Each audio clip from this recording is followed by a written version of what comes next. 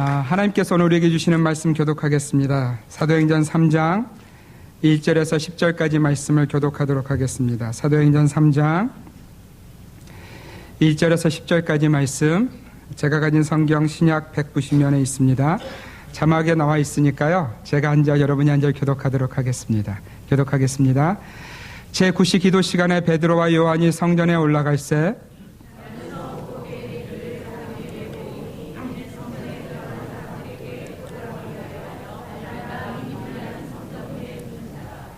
그가 베드로와 요한이 성전에 들어가려 함을 보고 구걸하거늘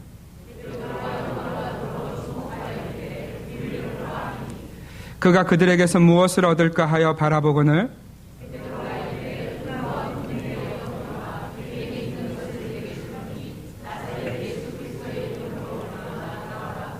오른손을 잡아 일으키니 발과 발목이 곧 힘을 얻고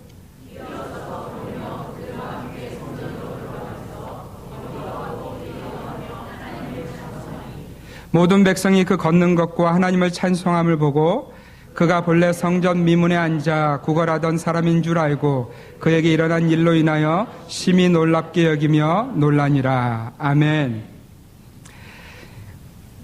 가장 행복해지는 나이에 대한 연구 결과가 발표된 적이 있습니다. 가장 행복해지는 나이. 캐나다 CBC에 따르면 최근 영국 런던의 정치대학 경제성장센터는 17세에서 85세까지의 나이에 있는 23,161명을 대상으로 행복도를 조사한 결과 23살과 69, 69살이 가장 행복해지는 나이인 것으로 결과가 나왔습니다. 혹시 여기서 23살 계신가요? 23살. 예. 69.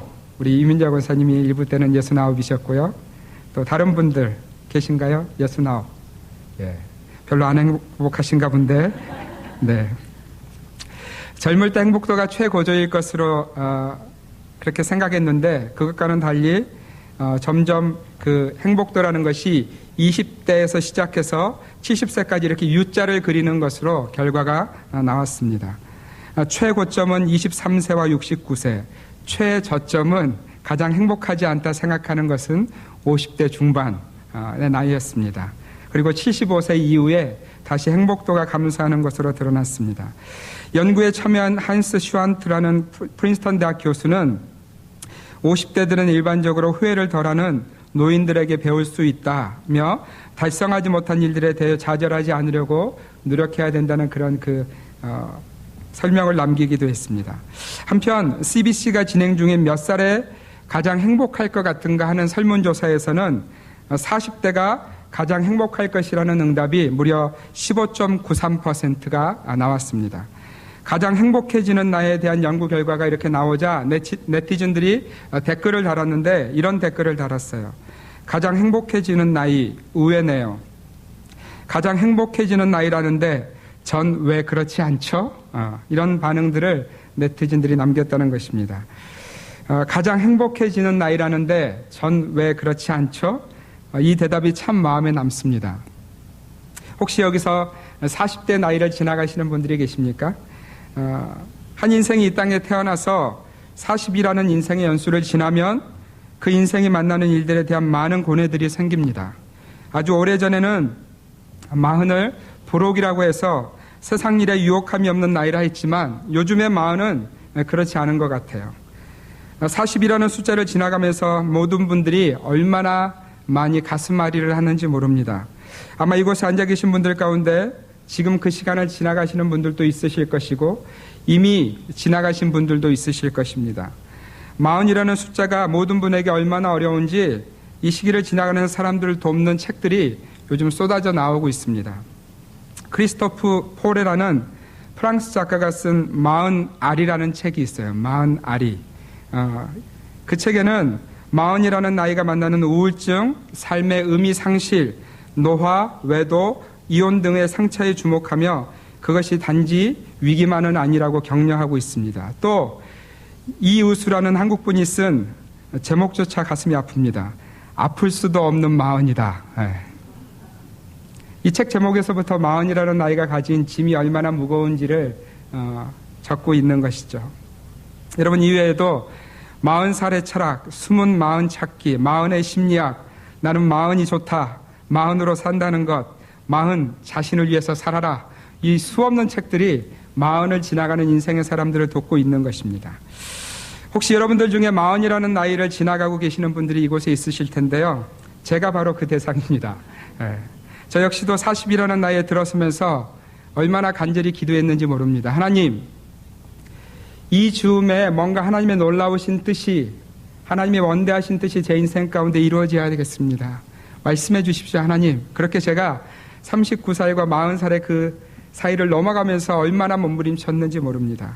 조바심으로 몸부림쳤고 뭔가 이 타이밍에 뭔가를 하지 않으면 안 될 것 같은 그런 조바심으로 그 시기를 지나갔던 것을 제가 기억합니다.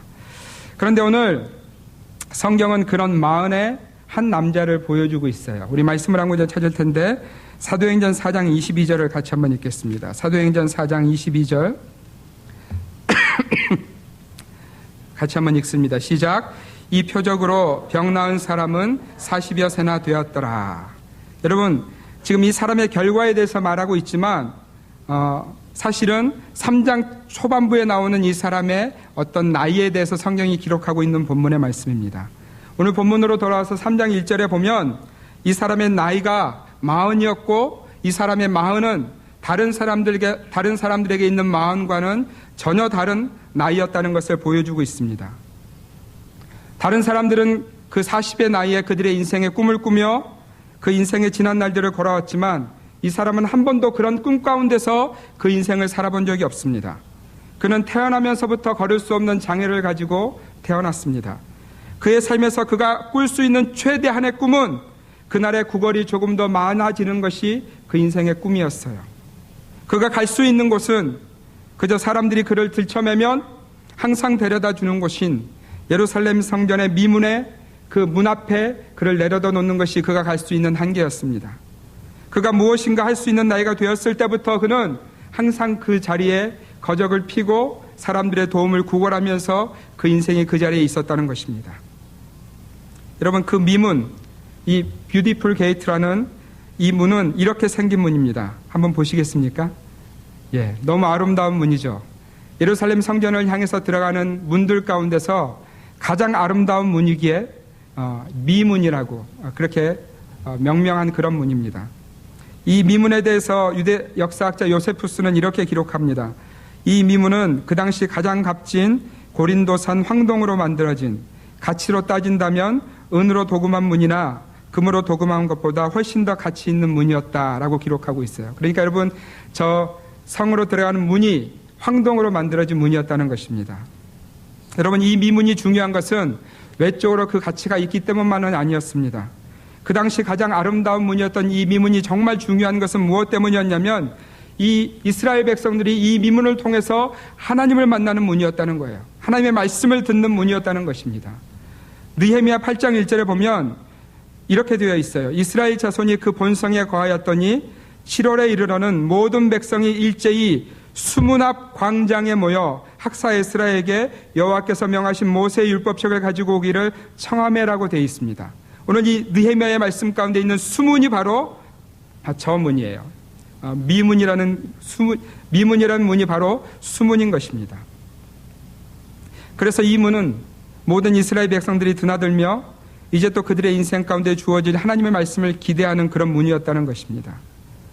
그런데 오늘 성경에 등장하는 한 40대의 이스라엘 남자는 그 모든 이스라엘 사람들이 그 문을 지나면서 하나님의 말씀을 기대하고 있을 때 그의 인생 가운데 기대하는 것은 그 놀라운 하나님의 말씀이 아니라 사람들로부터 주어지는 그 몇 푼에 그의 인생의 모든 꿈과 모든 생을 걸고 있었다는 것이에요. 제가 이 말씀을 준비하면서 제가 만약 그런 인생이라면 어떨까 하는 생각을 해보았습니다. 여러분, 제가 40대입니다. 만약 제가 장애인으로 태어나서 그 누군가가 들쳐매다 주지 않으면 아무것도 할 수 없는 처지이고 또 입에 풀칠을 위해서 그저 가족들이나 친구들이 매다주는 그곳에 앉아 내가 최선으로 할 수 있는 것이 구걸이었다면, 그것도 내가 앉은 그 자리가 그 당시 이스라엘 사람들이 가장 아름답다고 말하는 그 미문 앞이었다면, 내 마음이 어떨 것인가 제가 생각해 보았어요. 여러분, 그것은 절망입니다. 절망이에요. 절망이죠. 그런데 사랑하는 여러분, 절망도 사실은 한때라는 것을 아십니까? 절망하다 보면 절망이 그저 일상이 되어버리는 인생들이 우리들의 모습일 때가 참 많다는 거죠. 더 이상 희망에 대해서 꿈꾸지 않습니다. 절망이 다가오면 그렇지 뭐 내 인생이 이 정도로 머물러요. 그러나 그 자리에서 결코 희망에 대해서는 말할 수도 없고 꿈꿀 수도 없는 자리가 그 인생의 자리가 되어버린다는 것입니다. 그래서 아마 이 40대의 거린 역시도 그런 인생의 주인공이었을 것이라고 저는 생각합니다. 그가 그 하루를 더욱더 큰 꿈을 꾼다는 것은 무엇이었냐면 오늘은 좀 더 준비된 목소리로 구걸을 하는 것이죠. 더 많은 돈을 받아내기 위해서. 의상을 좀 더 잘 준비해서 사람들이 불쌍해할 수밖에 없는, 그래서 좀 더 많은 돈을 받을 수 있도록 준비하는 것이 아마 이 사람이 꿈꿀 수 있는 최대한의 것이 아니었나 생각합니다. 그는 그가 볼 수 있는 최선의 것을 보고 있는 것이에요. 그 인생에 가진 한계를 제대로 보고 그 안에서만 자신을 지금 움직여 나가고 있는 것입니다. 마치 저와 여러분들처럼 우리들이 볼 수 있는 최선의 것을 본다고 말하는 우리들처럼 이 사람도 지금 그 인생이 볼 수 있는 최선의 것을 보고 있는 것입니다. 여러분, 우리 스스로 이것이 내 한계야, 이게 내가 볼 수 있는 최선이지라고 생각하는 그 내에서만 이 사람 역시도 움직이고 있다는 것을 저와 여러분들이 보셨으면 좋겠어요. 사랑하는 성도 여러분, 여러분들은 요즘 무엇을 보고 계십니까?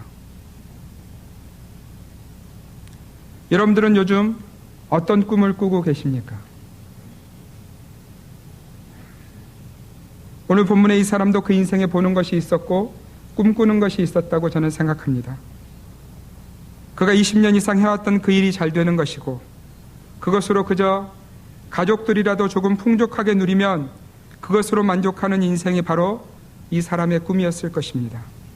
비록 어렵게 번 돈이지만 그것으로 자녀들이라도 건강하게 자라주면 그것으로 만족하는 인생이 이 사람의 꿈이 아니었겠습니까? 그리고 그가 일하는 그 자리에서 자신보다 더 불쌍히 여기는 사람들이 나타나지 않는 것이 그 인생의 꿈 아니었겠습니까? 이것이 그가 볼 수 있는 최선의 것이었고 그가 꿀 수 있는 최선의 꿈이었습니다. 그 아름다운 미문을 지나 하나님의 말씀을 듣기 위해서 지나가는 사람들을 보면, 그리고 그들이 가진 꿈이 부러워질 때면 머리를 흔들며 뭐 별것 있겠어? 들어가는 얼굴이나 나오는 얼굴이나 다를 바가 없네. 내가 이 자리에 앉아있는 것이나 저 사람 저 성전에 들어가는 것이나 별 차이 없어 하는 것으로 자신을 안위하는 인생이 이 사람의 인생이 아니었겠습니까? 그렇게 이 사람은 20년 이상을 그 자리에서 보낸 것이에요.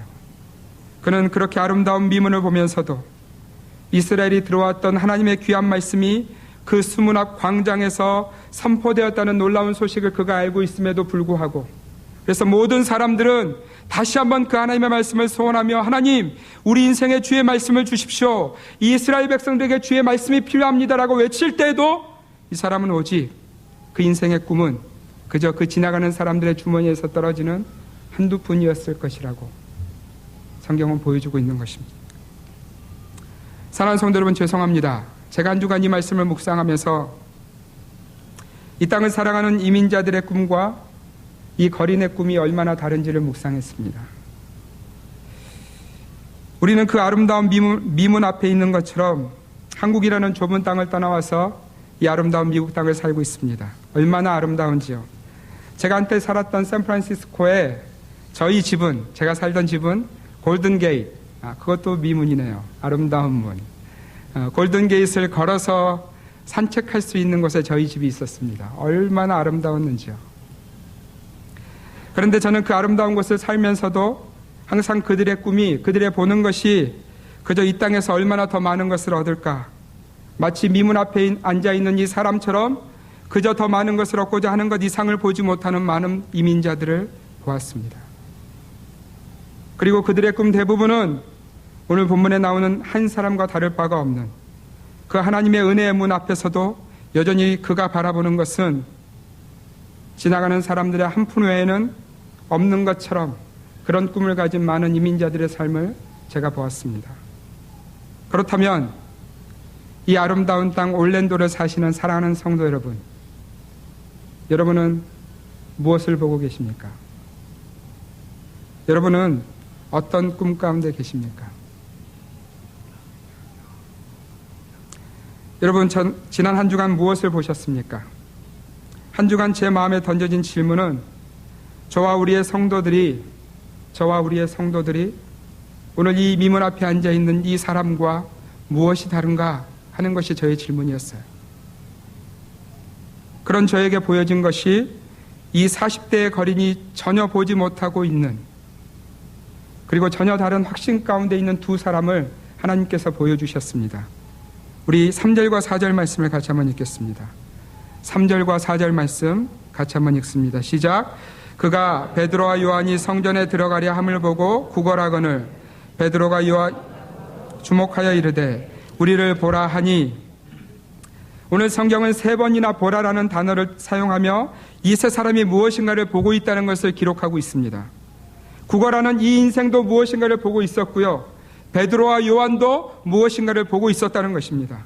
그리고 베드로와 요한은 심지어 그 구걸하는 자를 향해서 우리를 보라 하고 말하고 있는 것입니다.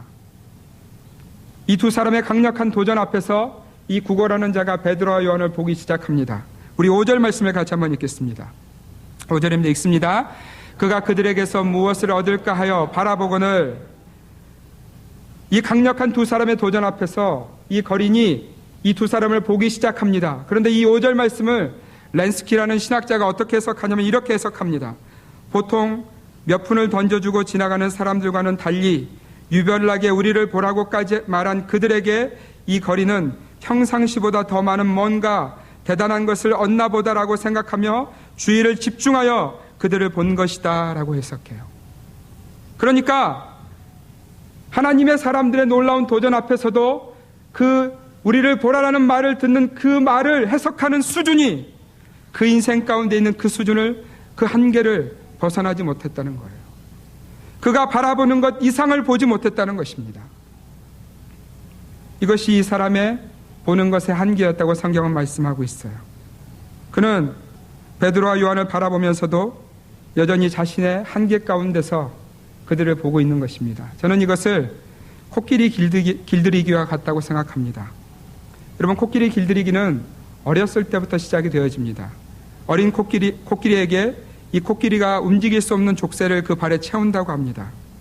그러면 야생성이 있는 코끼리는 이 족쇄를 풀어보려고 온갖 몸부림을 다 친다는 것이에요. 그런데 그가 도무지 풀 수 없다는 것을 알게 돼서 포기하면 그 주인이 한번 풀어준다는 것입니다. 그리고 그가 자라갈 때 또 한 번 묶고 또 한 번 묶고 이것을 서너 번 반복하면 이 코끼리가 도무지 사람으로서는 대적할 수 없는 큰 덩치가 되어도 그 발아에 작은 밧줄 하나 묶어 놓으면 그냥 그 자리에서 그 말을 듣는다는 것이에요.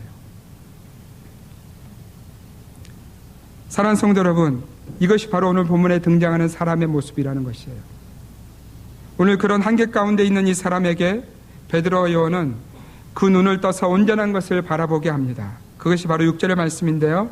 우리 6절 말씀을 같이 한번 읽겠습니다. 6절입니다. 베드로가 이르되 은과 금은 내게 없거니와 내게 있는 이것을 내게 주노니 나사렛 예수 그리스도의 이름으로 일어나 걸으라 하고. 아멘. 여러분, 그 거린이 그토록 소원하는 은과 금은 베드로와 요한에게는 없었습니다. 그러나 베드로와 요한이 가진 것의 차원은 전혀 그 사람이 원하는 것과 다른 것이었어요. 그들은 평생 장애인으로 살아온 인생의 한계를 가진 자로 하여금 예수 그리스도를 주목하게 만드는 것입니다. 그 이름으로 20년이 넘도록 그가 지켜야만 했던, 그가 보아야만 했던 이 땅의 것들을 내려놓게 만들어 놓은 것이에요. 이 거린의 어리석은 확신을 나는 일어날 수 없어. 내 평생에 꿀 수 있는 꿈은 이것이야. 나는 벗어날 수 없어. 내가 지켜야 될 자리는 이 자리야. 하고 그 어리석은 확신 가운데 있는 이 사람을 베드로와 요한은 예수 그리스도라는 이름으로 그 인생을 일으켜 세우는 것입니다. 바로 예수 그리스도에 대한 확신이 그 일을 만들어 놓았다는 것입니다. 사랑하는 성도 여러분, 이 놀라운 사실이 믿어지십니까? 아멘, 아멘. 이 확신을 위해서 우리가 해야 될 일은 우리의 중심 가운데 오늘 베드로와 요한이 확신했던 것처럼, 베드로와 요한이 보았던 것처럼 예수 그리스도를 주목하고 계셔야 돼요. 베드로와 요한은 그의 삶 전체를 통해서 예수 그리스도를 보고 있었고 주목하고 있었습니다. 오늘도 그 주님 앞에 기도하기 위해서 성전으로 올라가는 길이었어요. 그런데 주님이 그 주님 앞에 주목하고 있는 인생 가운데 다른 인생, 전혀 주님을 주목하지 않는 인생을 보게 하셨습니다. 그런데 그 인생에 한계가 있었어요. 나면서부터 한 번도 걸어본 적이 없는 인생이었습니다. 그렇다면 우리 같으면 지나가야죠. 주머니에 돈도 없고 나눌 것도 없으면 지나가야 되지 않겠습니까? 그런데 그 놀라우신 하나님이 그 중심 가운데 계신 예수 그리스도가 그 도무지 일어날 수 없는 자를 향해서 이런 믿음을 주셨어요. 예수 그리스도의 이름으로 명하면 저가 일어날 것이다.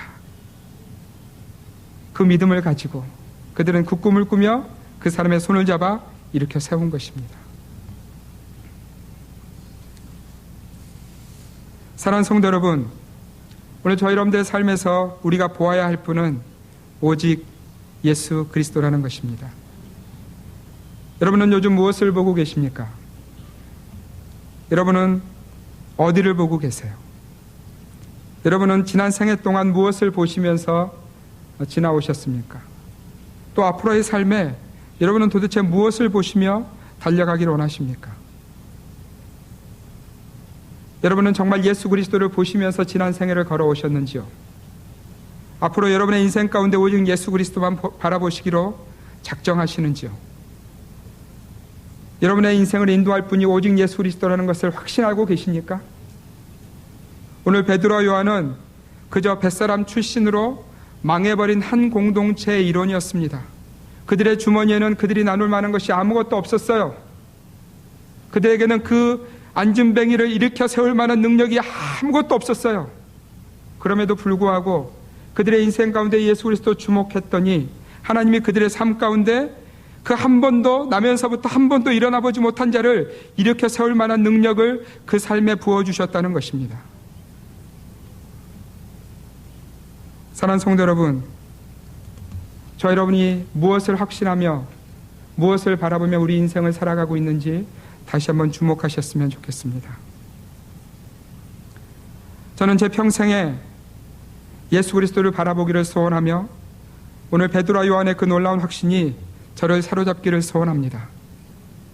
제 인생이 돌아보면 제가 꿈꾸는 것이 무엇이냐면 오늘 이 거린의 삶과 다를 바가 없는 인생일 때가 참 많다는 거예요. 어디에 가면 더 많은 것을 누릴 수 있을까? 내가 어떻게 하면 더 편안해질 수 있을까? 내가 내 자리를 어떻게 지켜낼 것인가?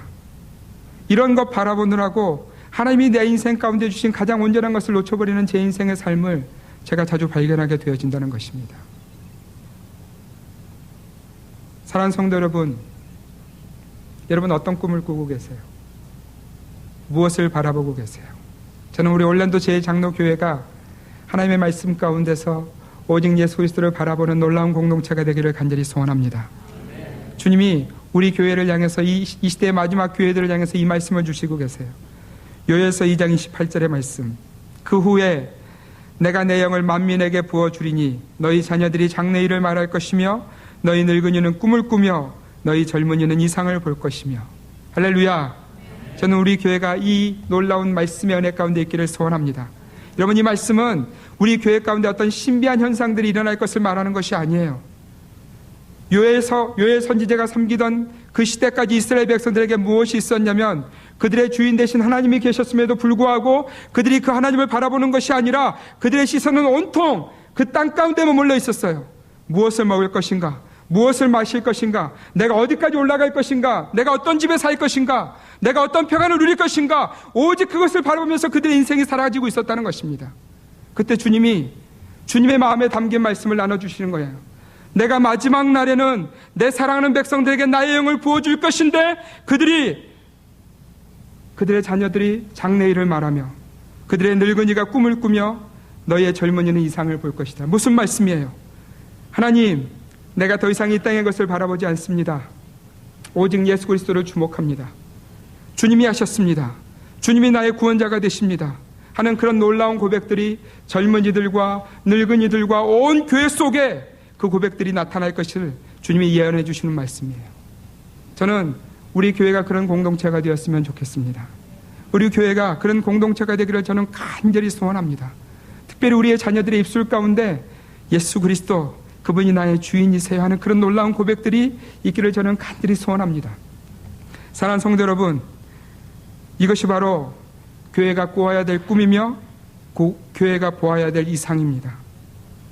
여러분들은 요즘 무엇을 보고 사시며 어떤 꿈을 꾸고 계십니까? 저는 여러분들에게 도전하고 싶어요. 지금까지와는 다른 꿈을 꾸십시오.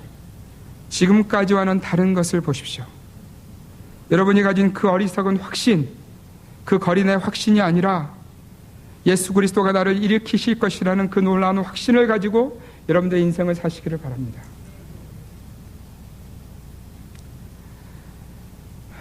교회를 섬기면서 제 마음 가운데 기도하면서 시작한 것이 있습니다. 하나님, 제가 이 아름다운 성도들의 마음으로 섬길 수 있도록 도와주십시오. 그렇게 기도하면서 제가 시작했어요.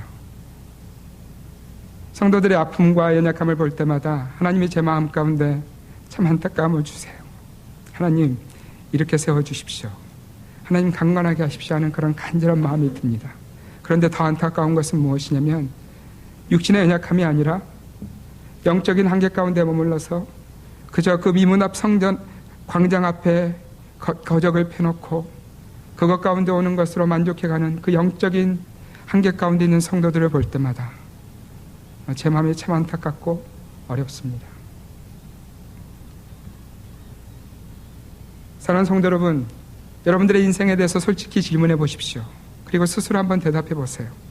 혹시 내가 꾸어왔던 꿈이, 내가 봐왔던 이상들이 오늘 이 본문에 예수 만나지 못한 인생, 여전히 미문 앞에 앉아서 구걸하던 이 사람과 다를 바가 없는 인생은 아니었는지 우리 스스로에게 질문해 보셨으면 좋겠어요. 사랑하는 성도 여러분, 오늘 그 미문 앞에 앉아있던 이 인생이 베드로와 요한이 가르쳐준 예수 그리스도 때문에 이렇게 변화되어집니다. 우리 오늘 말씀 7절과 8절 말씀을 같이 한번 읽겠습니다. 7절과 8절 말씀 같이 한번 읽습니다. 시작. 오른손을 잡아 일으키니 발과 발목이 곧 힘을 얻고 뛰어서서 걸으며 그들과 함께 성전으로 들어가면서 걷기도 하고 뛰기도 하며 하나님을 찬송하니. 아멘. 한 번도 일어나 본 적이 없는 자가 일어난 것입니다. 심지어 그는 걸을 뿐만 아니라 뛰기까지 합니다. 그는 자신의 한 걸음 한 걸음이 너무나도 신기한 것이에요. 한 번도 그 기능을 제대로 해본 적이 없는 그의 다리가 걷기 시작하고 힘을 얻어 뛰기 시작합니다. 정말 뛸 수 있나? 내가 걷는 것이 꿈은 아닌가? 그 인생 가운데 그것이 너무나도 흥분이 되는 거죠. 여러분, 그런데 그것보다 더 흥분되는 사실이 무엇인지 아십니까? 그가 항상 미문 앞에서 생각하던 것이 있었어요. 모든 사람들이 하나님의 성전으로 들어가며 그 하나님을 찬양할 때 그 마음 가운데, 나는 장애인이라 저 성전에 결코 들어갈 수 없지. 내가 가진 장애 때문에 저 성전에서 나는 하나님을 찬송할 수 없지 하는 그 인생의 영적 한계가 있었어요. 그런데 오늘 성경에 보니까 그 영적 한계 가운데 있던 자가 예수 그리스도라는 이름으로 말미암아 일어나게 되어지고 지금 그 성전을 향해서 걸으며 뛰어 들어가며 하나님을 찬미하고 있는 것입니다. 그의 마음 가운데 무엇이 있었을까요? 할렐루야, 하나님, 나도 주의 성전에 들어갑니다. 나도 주의 은혜 가운데 들어갑니다. 나도 주의 말씀 가운데 들어갑니다. 하나님을 찬송합니다. 하나님 모든 영광을 받으십시오.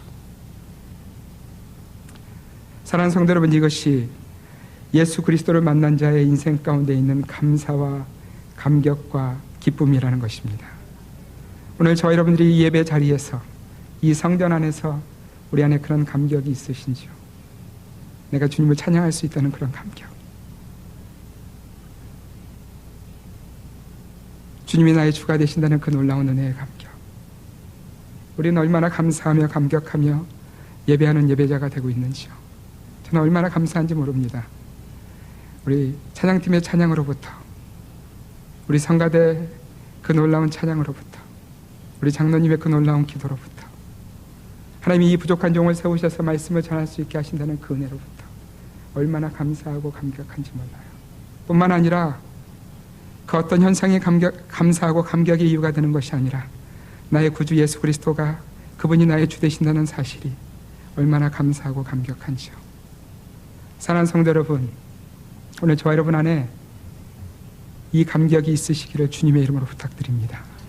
한 주간 여러분들이 인생의 걸음을 걸어가실 때 여러분들 앞에 또 많은 일들을 만나게 되어질 것입니다.